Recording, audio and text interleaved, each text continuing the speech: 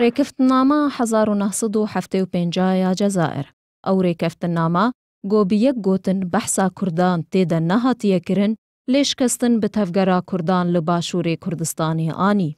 6 ئازارە 1975 و پشتی دیرۆکەکی پڕ ژنەکۆکید ناوبەرە هەردوو وڵاتین ئیرانی و عراقیدا دی کاوانا جوینین وڵاتین ئەنداما ئۆپێک دە لە جەزائر بناوبژوانیە هەواری بوومیدیان سەرۆکی جەزائر حەمە ڕیزا شاهی ئیرانی و سەدام حسێن ڕێکەفتنا جەزائر هات ئیمزاکردن. ناڤەرۆکە ڕێکەفتنامێش بۆ چارەسەریە ئاریشەیەن سنووری di navbera Îranê û Iraqê de bû û bi taybet jî ew arîşeyên sinûriyên her du welatan li ser rûbara Şatil Ereb li başûrê Iraqê got hebû. Lê di baweriya dîroknasan de ewa Seddam naçar kir got rêkeftinamê qubûl bike, dawî anîn bi piştevaniya hikûmeta Îranê li tevgera Kurdan bi rêberatiya Mustafa Berzanî bû. Piştî destpêkirina şoreşa Eylûlê li başûrê Kurdistanê, Şahê Îranê di riya dezgehên istixbaratiya wî welatî de got bi sawak tê naskirin ji bo fişarxistin ser hikûmeta Iraqê alîkariya şoreşa Eylûlê kir.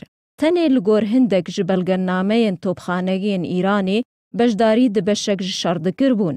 Li salên şastî û hefteyên sedê bûrî de Iraq di Yekîtiya Sovyetî nêzik bû û Îran jî hevpeymaniya Amerîka û Rojava bû. Ev yek jî bibû sedema wê yekê got Amerîka diriya Îranê de û bi nehênî alîkariya tevgera Kurdan bike. Lê rêkeftinama Cezayir dawî bi hemû wan alîkariyan anî got ji bo tevgera Kurda dihat kirin.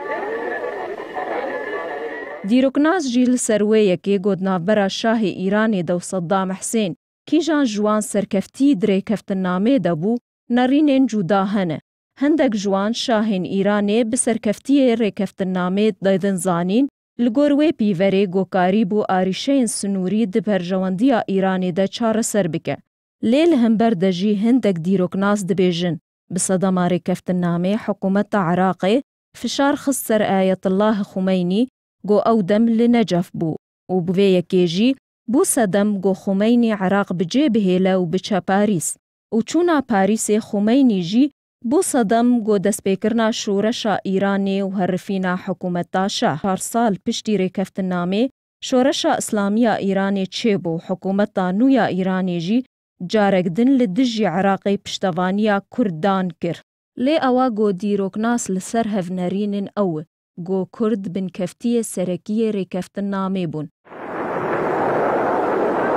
Tevgera çekdariya Kurd got di bilindtirîn bihêza xwe de bû bi sedema rêkeftinamê di heyama çend rojan de tûşî şikestina trajîdî bû.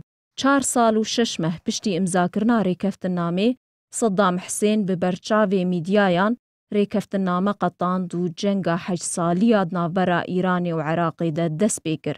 Got di wê cengê de û li gor amarên nefermî nêzîkî 1 milyon kuştî ji her du welatan li pey bû û nêzîkî 4 milyar dolar jî zerer bi abûriya her du welatan gîha.